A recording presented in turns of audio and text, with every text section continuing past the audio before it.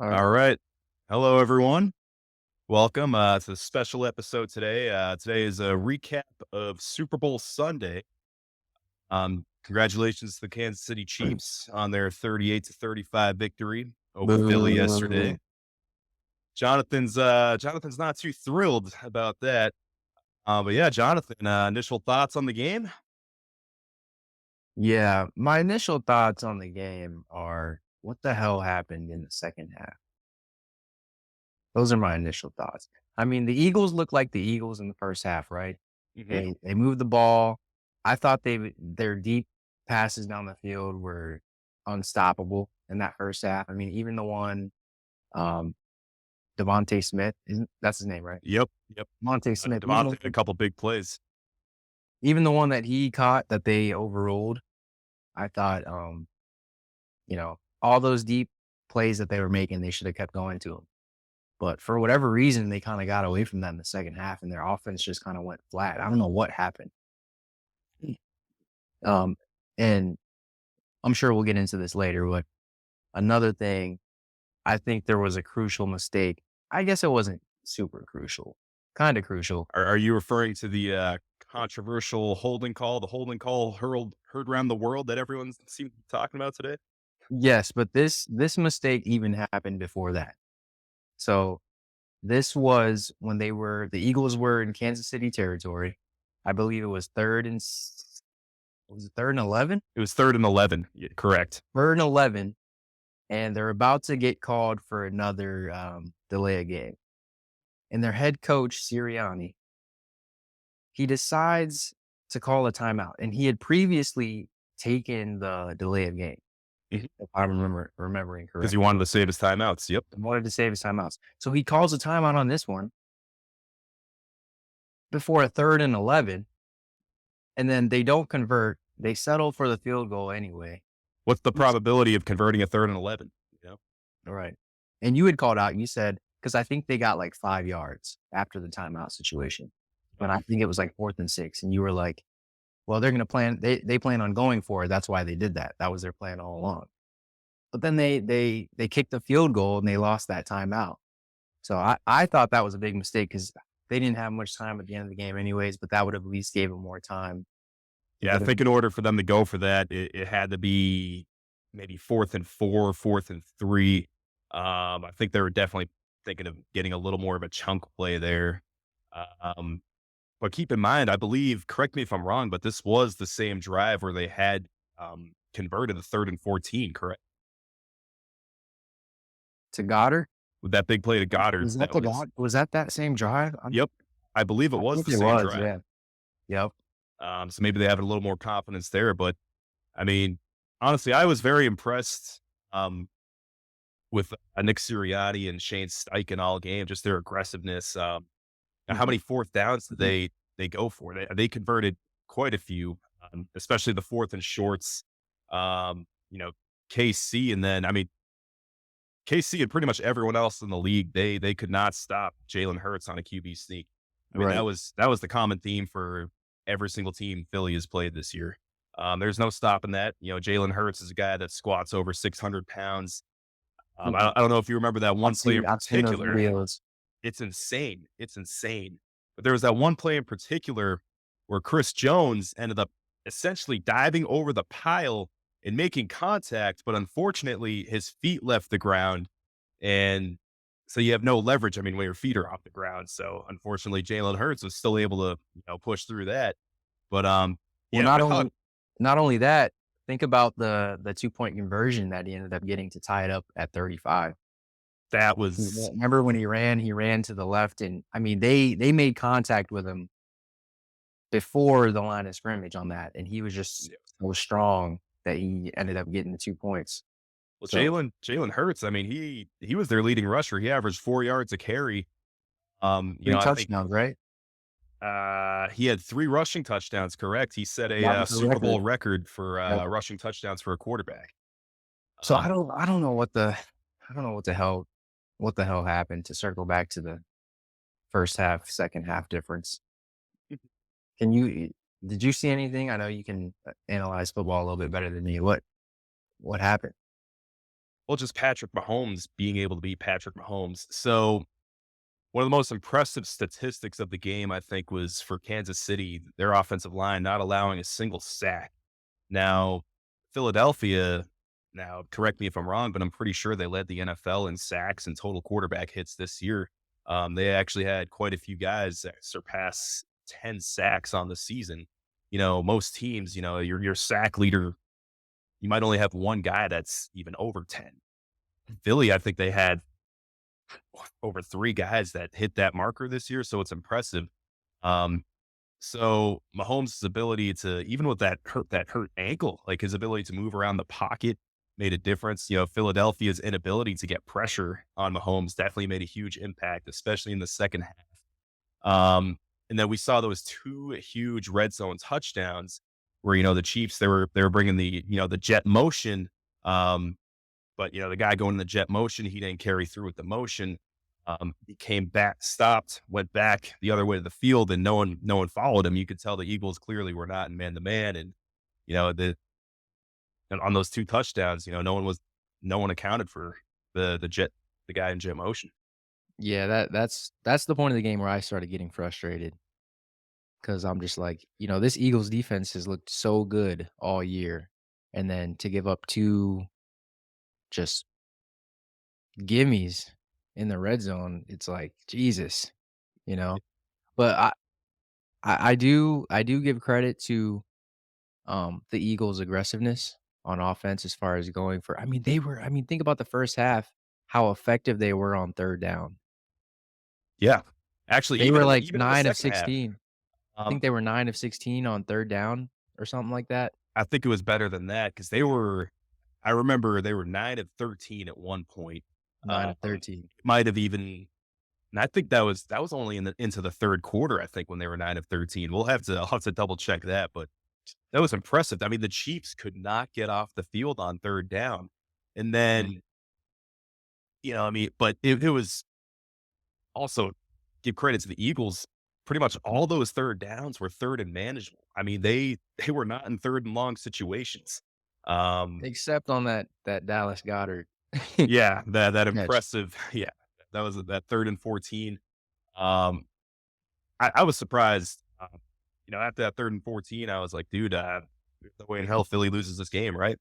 Just I mean, based on the first half, I thought there's no way in hell Philly loses this game, honestly. Because you think about it, Patrick Mahomes goes down, he's on the sideline writhing in pain, and then I don't know what happened. I mean, maybe the Rihanna performance really juiced up Kansas City. well, I'll tell you what was the big difference in the first half. Philly had an opportunity with, the way they were moving the ball. KC didn't have an answer. I thought there was no doubt in my mind that, Philly was going to make it a 3-score game. But then, you had Hurts on the keeper. It looked like he was trying to switch the ball into his right hand, because the Mm. contact was going to be coming, you know, in his left hand.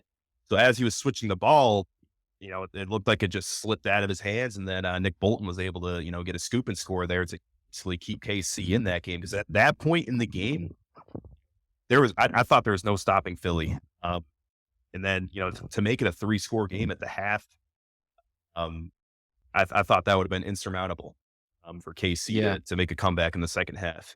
that's a good call out 'cause it was getting tough. But even then, credit to Jalen Hurts. Jalen Hurts really kinda won me over last night. That dude's a baller, in my opinion.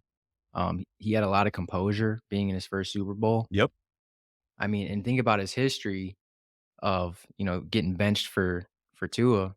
in the national championship game. Yeah, I mean, he's faced adversity.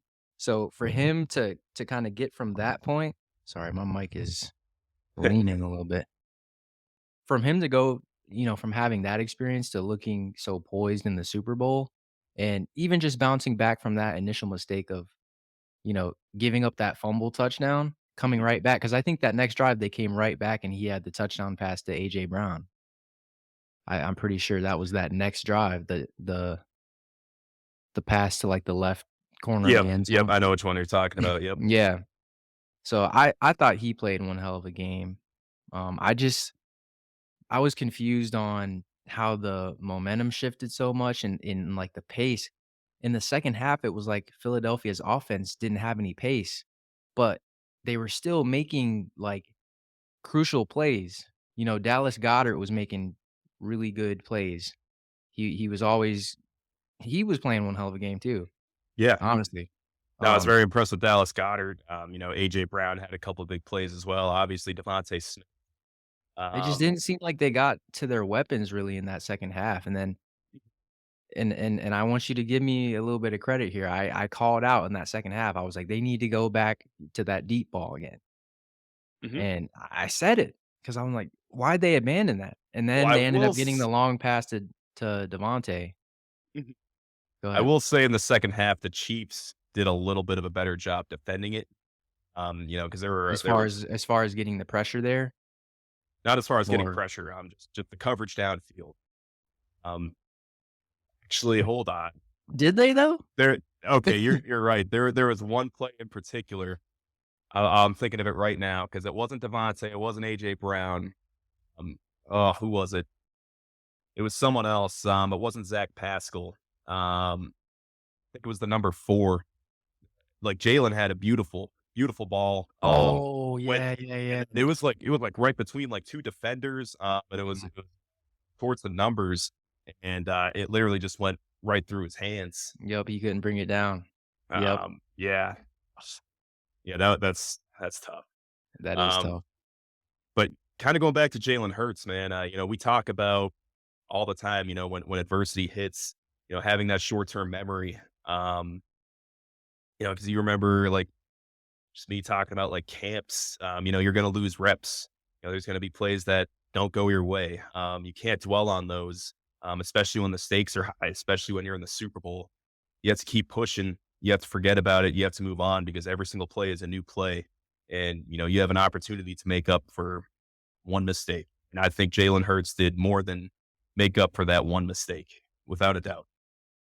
Yeah, I totally agree. I think he had the best game out of anyone, at least from, like, the eye test. Um, but it really sucks that they couldn't pull that win off, and it also sucks that we had this great game decided by that penalty.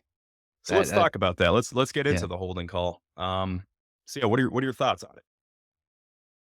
My thoughts are that and it's almost like I know the announcers were kinda saying the same thing, everyone was kinda complaining, Let the guys making play. That's what they're saying. making the same case, but it's like, dude, this is the Super Bowl. I thought that there was like a unwritten rule almost, like a collective understanding that, like, 35-35 with I don't remember how much time was remaining, a minute something, a minute and some change. I mean, At this point, we're getting below the 2-minute warning.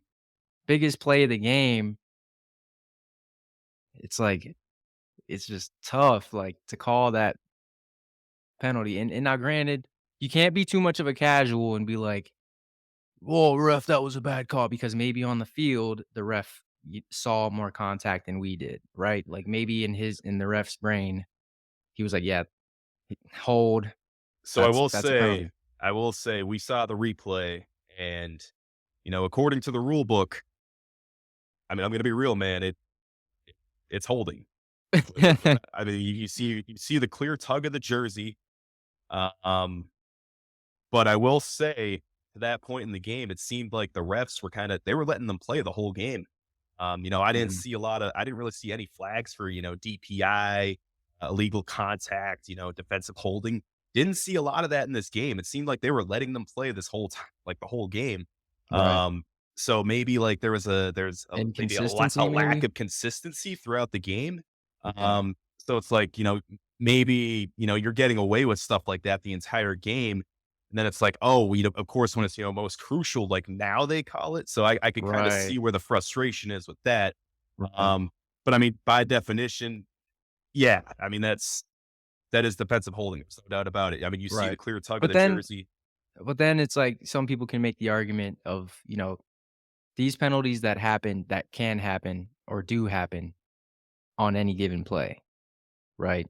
Like Mhm. you can make the argument that DBs are doing those little tugs every now and then Oh, I mean, on a lot of different plays, and to your point, it's like at what point do you call it? Do you call it like that all the time and make the game kinda ugly? Because 'Cause I've seen games like that where it's like They can get both ugly teams fast, and you yeah, see both teams' coverage cannot stay with the wide receiver, and then it's just PIs all day. I've seen games like that where both teams have PIs left and right.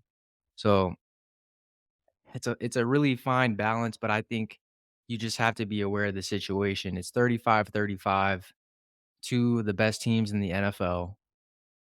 I don't like that it got settled on a penalty and a field goal.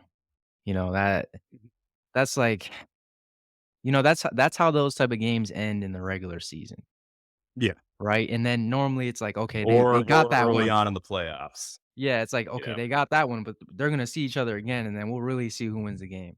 We wanted that outcome. We wanted to see who was really gonna win the game, and we got the damn field goal, during So the let's say clock. KC doesn't get the penalty, right? So it's fourth and whatever. They're gonna have to kick a field goal with probably what minute and a half left, as opposed to that when they got the ball back, they had 8 seconds. Yeah, I believe it was 8 seconds. And then Mhm. with Jalen Hurts' ability to stretch the field like he was during the game, then you have a reliable kicker in Jake Elliott. I think there's no doubt that's a game that probably gets sent into overtime. Right. Exactly. Then you have the new overtime rules as well, where thanks to the Buffalo Bills KC game, a year ago in the divisional round, each team actually does have a chance to possess the ball. Mhm. It We didn't just get it to just we didn't get to see that yet. We didn't get to see that at all during the postseason, the new overtime rules. Nope. Yeah, and it just kinda seemed like, you know, fortune was favoring the Chiefs because against the Bengals, they had the call on Osai. Okay, that I will say that was 100% a penalty.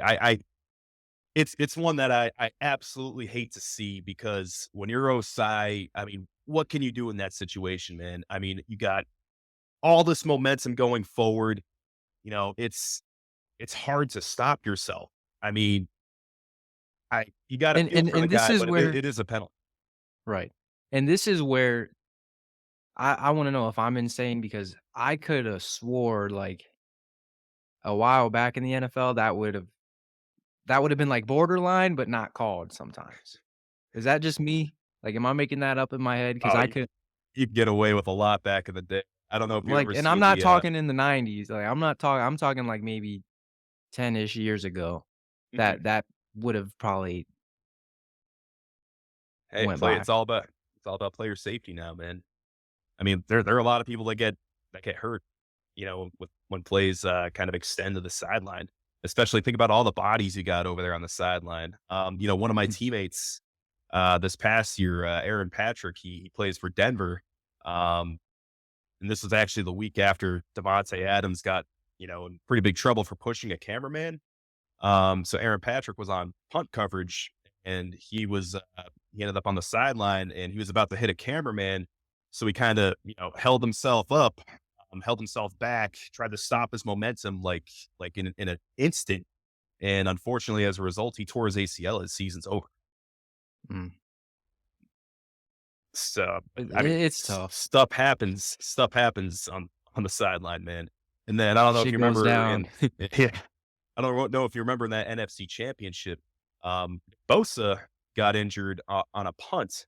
And you're like, how did he get injured on a punt? He's not even on punt coverage. He's not on punt return. Ha- someone got thrown into him while he was on the sideline. So it's like collateral damage, as they call it. Yeah, but I don't know, there's something about the magnitude of these games being Mhm. decided by penalties. I just don't like it, Yep. It Or it doesn't say and then it sucks because, this is the Super Bowl, so now we gotta wait a whole year, and then with the delicacy of, like, the situation, you never know if we'll get to see this matchup again, exactly. right? So It's 35-35, 2 of the best teams in the NFL made it, right? Patrick Mahomes is banged up, but he's still playing, right? They're they don't have huge stars missing, you exactly. know? So it's like, I wanna see who comes out on top, right? And then And kinda going back to that, man, we never Think about the Saints and Rams, the NFC Championship in 2018. We never got to see that rematch ever again.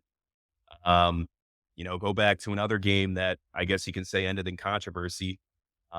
And this is me trying to be, not biased, but 10 years ago in Super Bowl 47, um, where, where the lights went out, that's what everyone remembers it for.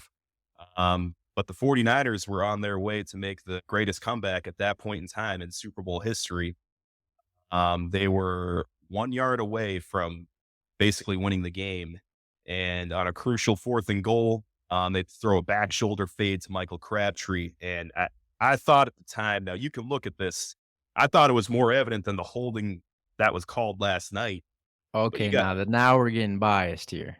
but you got Jimmy Smith, you got Jimmy Smith covering Michael Crabtree 1-on-1 back shoulder fade.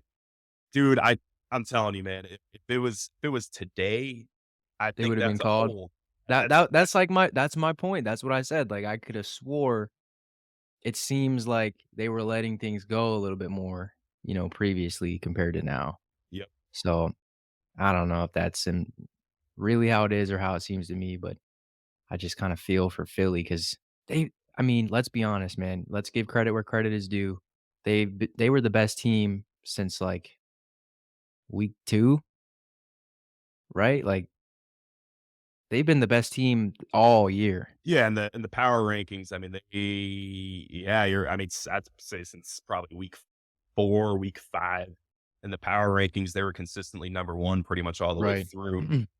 They might have fell a little bit towards the end of the season when Jalen Hurts got injured. I know they had a very tough game against the Bears, but hey, that's why they say any given Sunday. I Mhm. mean, this is the NFL. This is the best of the best.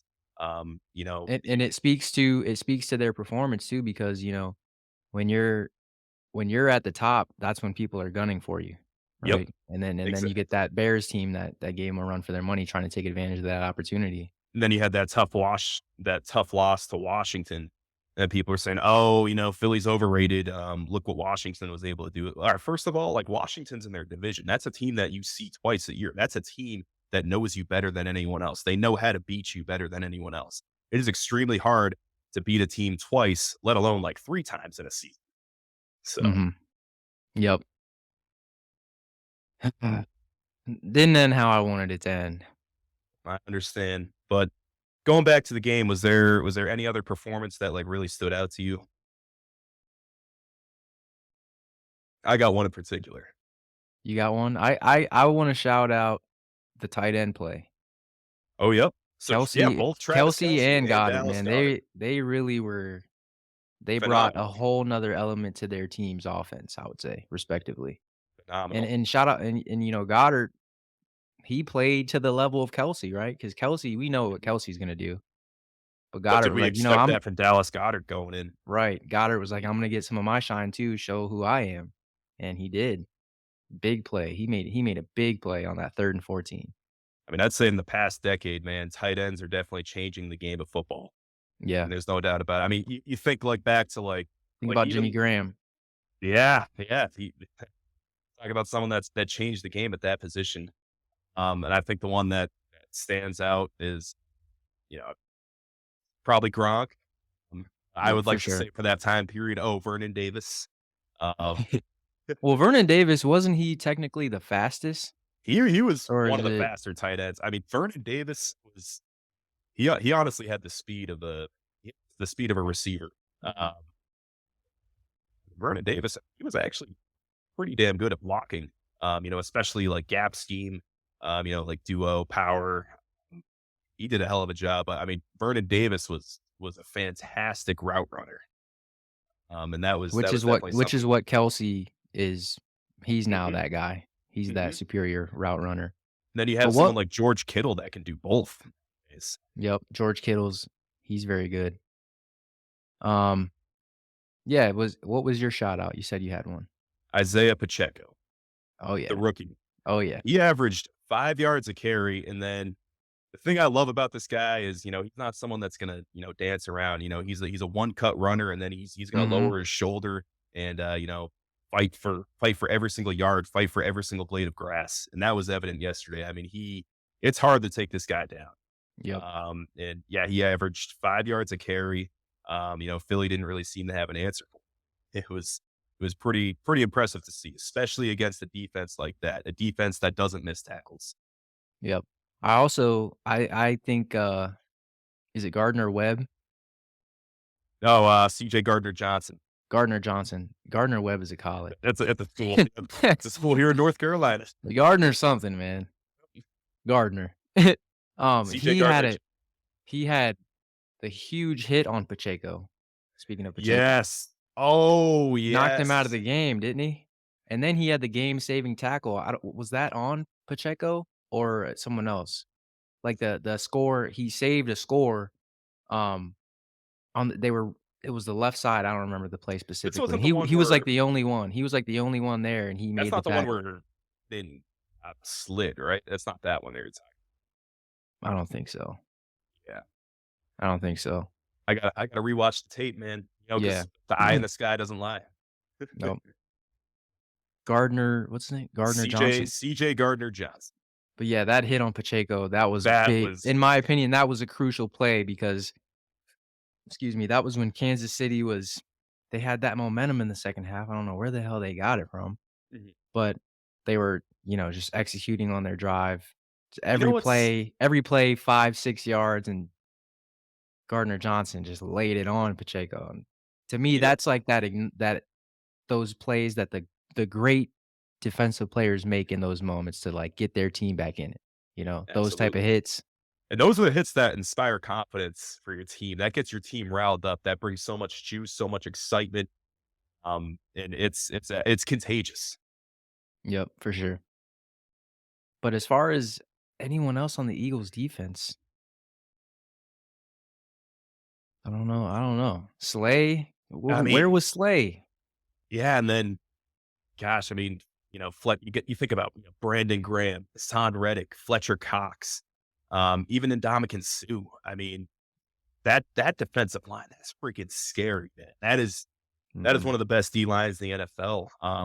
But shout out to the Chiefs O line. I mean, they put on a clinic for pass protection. And then granted, I mean, Patrick Mahomes, he's typically someone that can get the ball out pretty fast anyways. So Yeah. He's unguardable. It's almost like he kind of I'm an NBA fan, and me being from Ohio and being a Cavs fan, Patrick Mahomes gives me that same feeling of, like, watching the Cavs against the Golden State Warriors and watching Steph Curry, where mhm, it's like you do not wanna be opposing him. Like, you don't wanna be rooting for the team that's yeah. playing against Steph Curry when the shit matters, right? And Mhm. Patrick Mahomes gives me that same feeling when I'm like, And Steph's still doing it, right?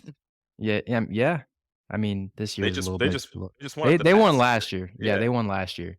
But it's like that same level of greatness where it's just like, this dude's just he's gonna deliver, right? exactly. He's gonna deliver, and there's only gonna be a few opportunities, any given team gets to beat him, Exactly. because he's gonna rise to the occasion probably 8, 9 times out of 10, even Yeah, hurt. yeah, without a doubt. And with Patrick Mahomes, man, I mean, well, what did I mention to you yesterday, going into halftime? Seeing his injury, kind of took you for a little journey down, memory lane. It's like, hey, where have we seen this before in a Super Bowl? I want to go back to Super Bowl Oh, yeah. 22, the 1987 season.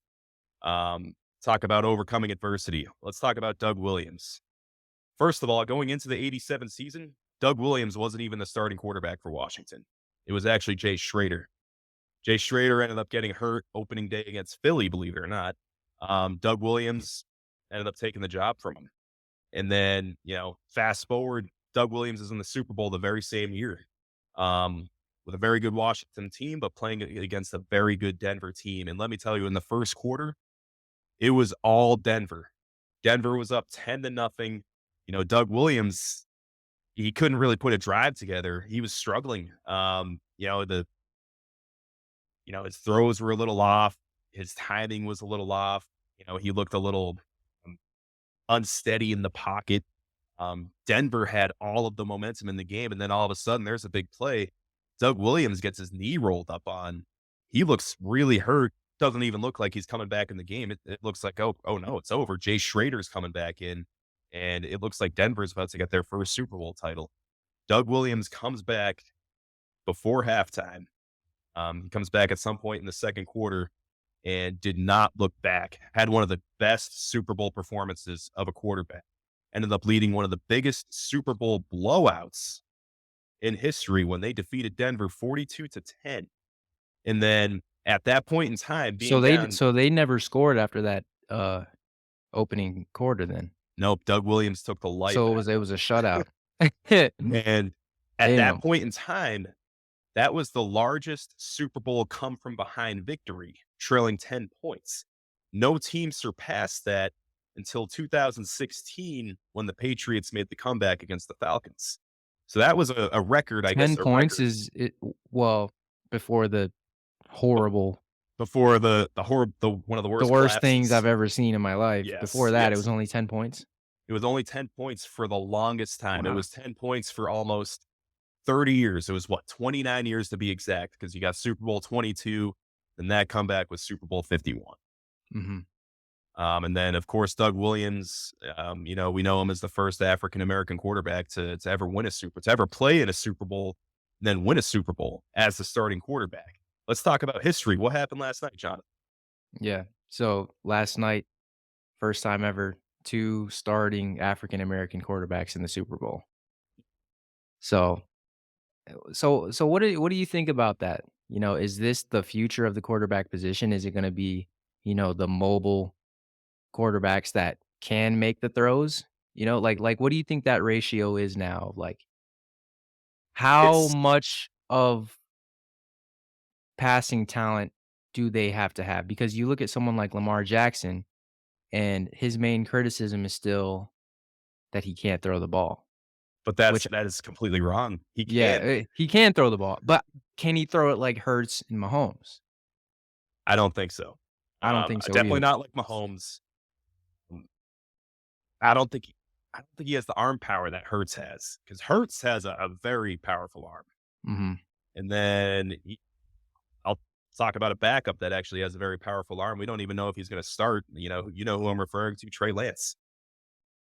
Trey Lance has one of the most powerful arms I've seen, and I not even see him start. But that's kind of going back to what you said. I mean, obviously throughout the course of NFL history, it's kind of always been a pocket passer game. The mobile quarterback never survives.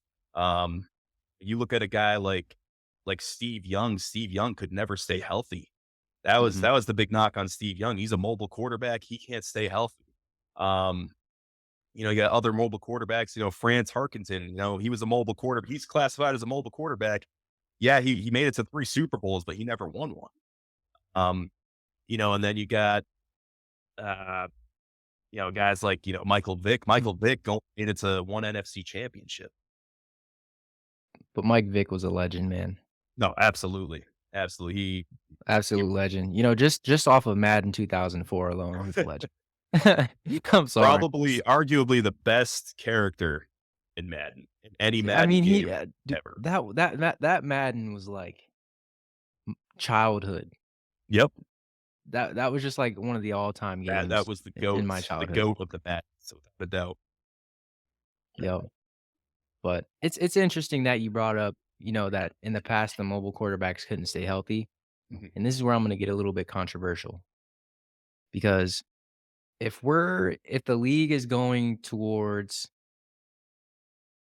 kind of like more of an offensive style where it's less hitting, we've kind of seen it. Like there's more rules now. Like let's get into the speaking of the Falcons getting screwed over, let's get into Grady Jarrett earlier with that roughing the passer on Oh, on Tom Tom Brady. Brady. Yeah, That cost them the that game. cost Atlanta the game. And that was horrible. If you go back and watch that, that was just terrible. So, Mhm. like, my concern is if we're kinda changing the game to where now you can have these mobile quarterbacks because the quarterbacks aren't really getting hit, but then if the rules are kinda favoring the offense in that way, and then you let these talented guys like Mahomes and Lamar Jackson and Jalen Hurts be able to kind of have the best of both worlds. I mean, to me, That's that's the kind of most dangerous. That's the most dangerous weapon you can yeah, have. exactly. You have all those rules protecting quarterbacks, and the fact that they're able to move around the way they do. And Right, it's kind of scary because, like, you think of Mahomes. Mahomes, obviously, he was a baseball player. He's one of the best quarterbacks at sliding. And the thing is, you never know when he's going to slide. So it's already too late by the time he slides. Oftentimes he draws that extra 15. Someone right. will make contact to the head. And then their abilities to like stay close to the sideline, you always risk that late hit out of bounds. An unnecessary roughness And call, and with a that's guy like Mahomes and Lamar, they're running towards the sideline. That's this day and age. I mean, that's the quarterback that's going to get you somewhere because of the rules in place. and that's the point I was making earlier about Osai is like, to me, I kinda always thought that that was the opportunity for the defense to show the quarterback there's consequences to running. Exactly. You better get to the sideline, like, all the way out of If that bounds. happened to Steve Young back in the day, they're not calling that.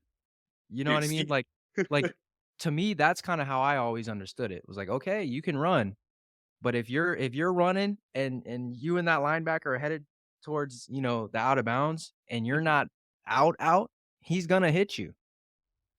That's that's It's his you know what I mean? It's kinda like how the Detroit Pistons had the Jordan rule. Are you Mhm. familiar with that? I am not. I'm not a basketball guy, but I have heard this referred to before. So Please explain. the Jordan rule was when the Detroit Pistons and the Chicago Bulls were fighting for the East, Mhm. to go to the NBA finals every year. They were 2 of the best teams in the NBA. They were it was inevitable they were gonna run into each other. The Detroit Pistons had this thing called the Jordan rule, where if Michael Jordan went to the rim, you had to lay him out. Like, Mm. you had to foul him hard.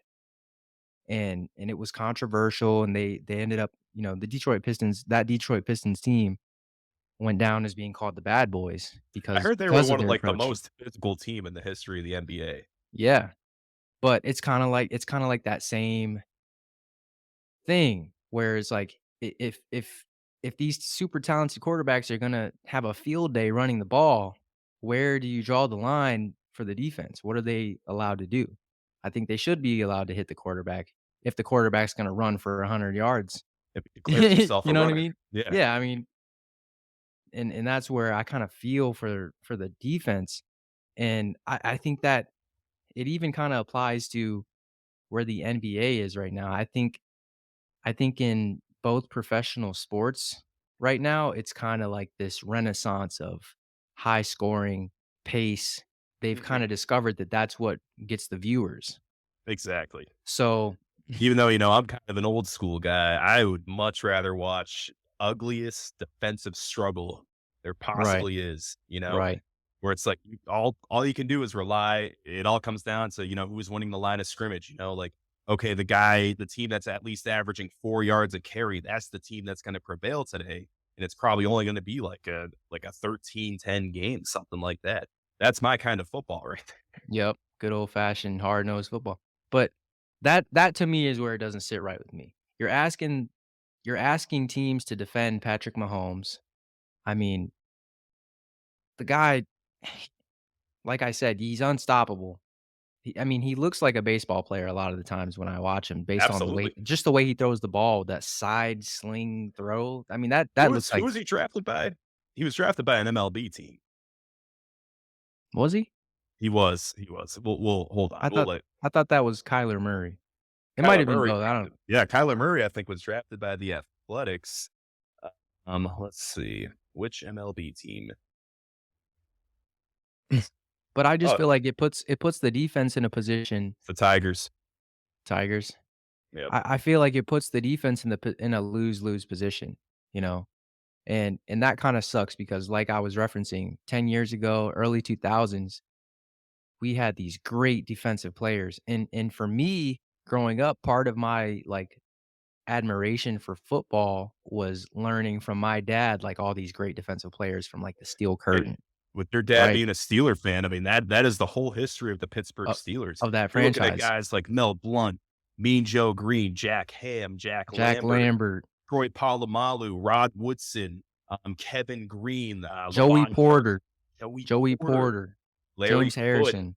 James Farrior, I mean, so legends. now so now fast forward to today, I don't think that these great players have the opportunity to To kinda shine like those, and to defenders. alter the game. Think about a guy like Ray Lewis. Ray Lewis, Ed Reed. Those guys were B-Doc, gonna lay Brian you. Dawkins, Brian Dawkins, I wish we could play that one clip of him. man. "Imma take his soul." But, Hallelujah, Jesus. I wish we had that, but, I mean, yeah, and I was honestly it's getting to the point now where, like, when I see a big hit, I'm like, "Damn." It's gonna get I'm like, called. "Look You at" can't you yeah, can't I'm even looking appreciate around. it. I'm looking around, like, the Gardner Johnson one that I called out, I thought, "Ah, Initially, you were like, they're gonna give him "Oh, 15." man." I'm like, "They're gonna give him 15 because it was a good hit," you know? Mhm. And that's where it's like that's where I'm kinda struggling, and I hope they dial that back, you know? I hope they realize, like, Well, yeah, Tom at least the Brady's roughing gone. the passer one. That's the big one for me. It's the roughing the passer penalties. I mean, some of the just we have to be more consistent with what they're calling. Mhm. Just like, okay, I understand that, the new rules, but be consistent with them. Make sure if you're gonna call it, make sure you call it when that happens in every scenario. Because there's ones that they call and there's ones that they don't call. I mean, I guess it's like with any penalties, but Yeah, I agree. But that's kinda where my concern is, and that's kinda why I feel for Philadelphia, because it's like, how can you defend Patrick Mahomes, right? Like, it's basically a time limit. It's like, can you make opportunistic plays, remain disciplined, and then have a good enough offense to where they can outscore Mahomes? It's kinda like that's how you have to beat him. You're not gonna stop him. yeah. You're not gonna But stop him. if your offense is doing their part, and if you can at least get, 1 or 2 stops in the game against Patrick Mahomes, that's how 1 you or would beat him. 2 stops in a game, though, think about how crazy that sounds. That I mean, 1 or 2 stops in a but game. this is if you have a high-powered offense. If you don't have a high-powered offense, you're gonna need more stops against Patrick Mahomes, which is, it's proven to be damn near impossible throughout Mahomes' career. Yeah, I don't know. Uh, I mean, I take my hat off to Mahomes. He's great, but I think he's and this is where I'm gonna get a little controversial again, but I We think he's love the controversy. I think he's the new darling. Tom Brady's done. I think Mahomes is the new darling, and, this Chiefs team, they have a lot of personality. They got the great coach in Andy Reid, and I think they're kinda maybe propping them up a little bit, Mhm. and maybe there's a little bit of, you know mm, Well, okay, so, it's funny you mentioned that because, some guy one of the guys I used to like watching, mic'd up was, John Gruden back in the day, and, he was known for just freaking out, letting the officials have it, and I think it was, obviously they got called for a roughing the passer, and then, or no, he was looking for a roughing the passer on, 'cause Bruce Gradkowski, who was his quarterback at the time, got laid out, laid out, and then he was like, "How about you guys call that on guys like Tom Brady, man? Why are you protecting them but not us?" mhm. He's like Yeah, he's freaking out. But you're right. I mean, there tends to be that little sometimes there's that favoritism. yep, Especially, with Tom Brady, was the darling of the NFL for a long time. It's like how dare you put a hand on him? yep. And everyone knew it, right? Like, it was an inside joke across the whole NFL fan base, right? Like, Yep. you can't touch Brady, you know? Exactly. I don't know, but it's conflicting, but I just hope that the NFL and they can understand, like, there's a whole it's not just an offensive game, right? Like, yeah, there's so much offensive dynamic talent in the NFL right now, but the defense and that good old fashioned football like you talked about, there's a lot of fans that still wanna see that, and Absolutely. we don't want games being decided by, you know, tug of the jersey because who was it? I think it was Jason Kelsey's podcast. Um, there was a clip that I saw, and he was talking about cornerbacks, and he was saying how it's the toughest position in the league, and he made a funny joke. He was like, it's so tough they don't let white guys try it." But I saw that you clip saw that? before. Yeah. Yep, yep. But it's like, you gotta think about that. I mean, the DBs have the toughest job in the league, and you're asking them to stay on these elite level athletes so closely in these big moments with a guy like Mahomes throwing them the ball. It's like, And you have all these rules to protect it's an in to protect the the receiver offense, too. right, the receiver Mhm. and the quarterback. So, I hope we kinda see that balance swing back eventually. It'll be interesting to see how the years play out, that's for sure. I mean, I feel like the going back to the roughing the passer, I think that is something that will probably be addressed this year. I do too. Like, hey, there needs to be more consistency throughout the league, if we're gonna call this, or hey, we kind of take it back a little bit. The one thing I'm not a big fan of is obviously the body weight call. Mm, Oh, they had intent, they put all their body weights on the quarterback. It's like, you know how hard it is to control that? And That these are the biggest guys on the field. it's hard to do. It's hard to do. Yeah, like, that's just not that's like you're asking something impossible, right? Like, Mhm. physics will tell you that. Like, the amount of athleticism and strength and, like, momentum that these guys have at 300 plus pounds and the speed that they're moving, the power at which they're moving, you're asking Mhm. them mid-play to, like, contort their body And to and have that conscious thought like, "Hey, yeah, I cannot put my body weight on." right. It's like their job is to get to the quarterback, and they have to do that on any given play. They have to understand the given play that they're in and beat their assignment, and then while they're getting to the quarterback, they have to have another mental cue to be like, "Oh, yeah, and I have to make sure to tackle in a certain way, or it's 15." Yep. So it just seems, like, bogus that that was even implemented, Or it's like, "Oh, I have to, kinda lighten up a bit because the ball should be out by now." and it's like, I mean, if he got to the quarterback, he should be able to hit the quarterback, Yep. right? Absolutely. I mean, Absolutely. Make think make a about the play. one hit. Think about the one hit in the Super Bowl between the was this the Super Bowl? I might be wrong. Between the Steelers and Colts, this or was that the AFC Championship? So they wouldn't have played each other in a Super Bowl. So this was the AFC Championship when the Colts missed the field goal, but Joey Porter had a Oh, sack the on Peyton Manning. divisional Blindside round. That's the divisional blindside sack round. on Yeah. Peyton Manning.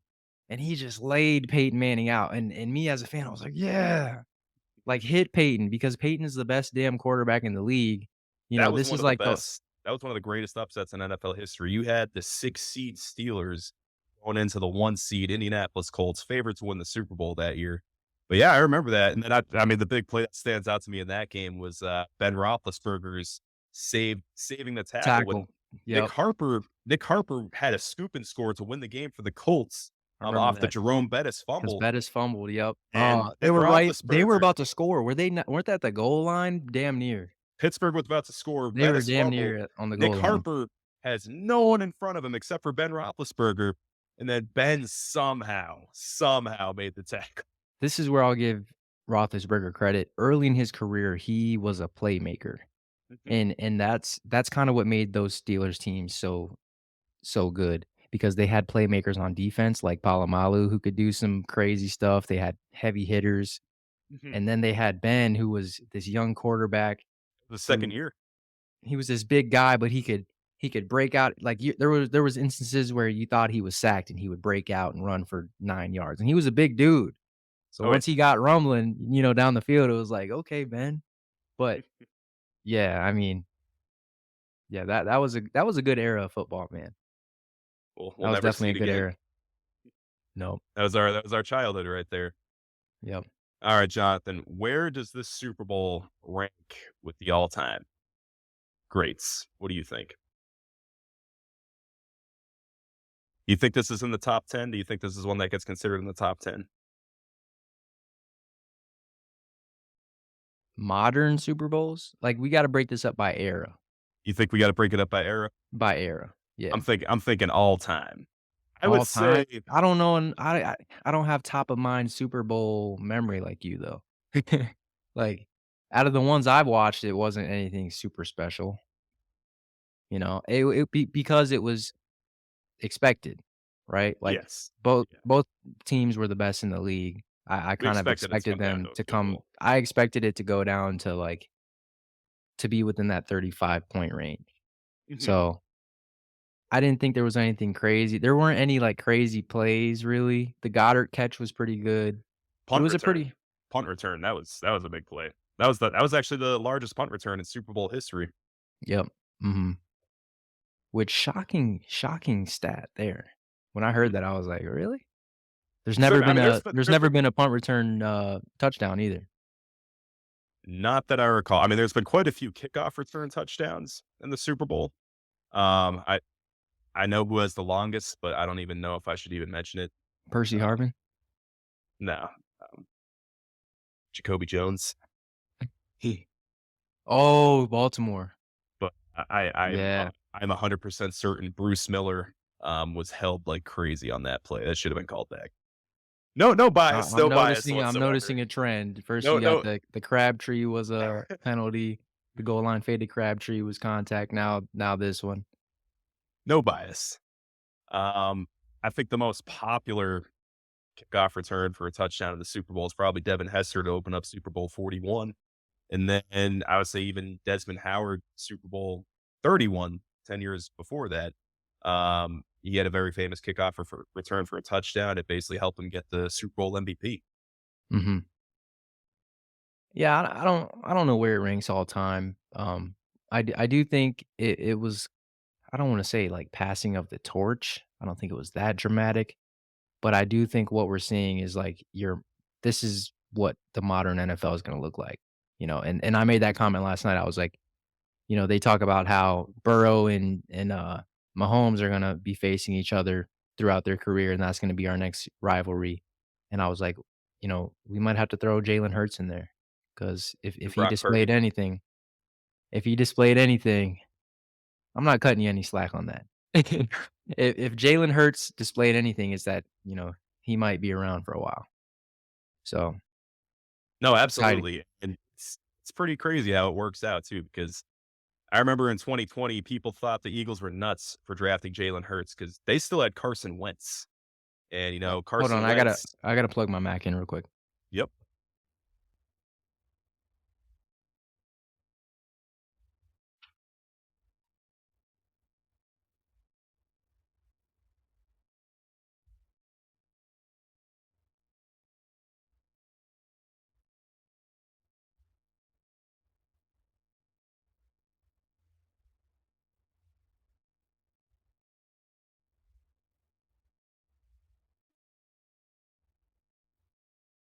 Alright, we're back. My bad. I just saw it was about to die, and I'm like, "Ah, Oh no. my. Oh Don't my. wanna lose the recording and all that." So Carson Wentz was coming off of an MVP caliber season in 2017, the year Philly actually won a Super Bowl. And people were thinking they were nuts for drafting Jalen Hurts when you have Carson Wentz on your roster still. Um, but honestly, the way Jalen Hurts played this year, how freaking explosive Philly's offense is. I thought this Philly offense was much better than the 2017 Philly offense, without a Yep. doubt. Mhm. And they got weapons around him. Um, I don't know about the running game. They might need to revisit that. I don't know if Miles I mean, Sanders Miles Sanders had a solid year. I was actually pretty impressed with a guy that didn't get a lot of carries, Boston Scott. He's more of a special teams ace.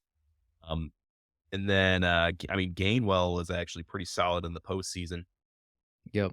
But I But mean, you're right. I mean, there could be room for improvement. But I mean, they're not passing the eye test for me, I gotcha.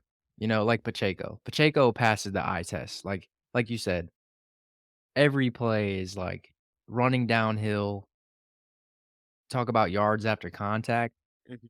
I mean, he's one of those guys almost like, you know, Nick Chubb, where the first time he gets hit will not be where he Oh no, goes down. right? He'll at least pick up another 3 yards after contact. I don't know about 3, but at least 1.5, realistically, 1.5, which is crucial Have you in seen those. Nick Chubb? Oh, Nick Chubb 3, yes. Pacheco, maybe a little bit less. Yeah.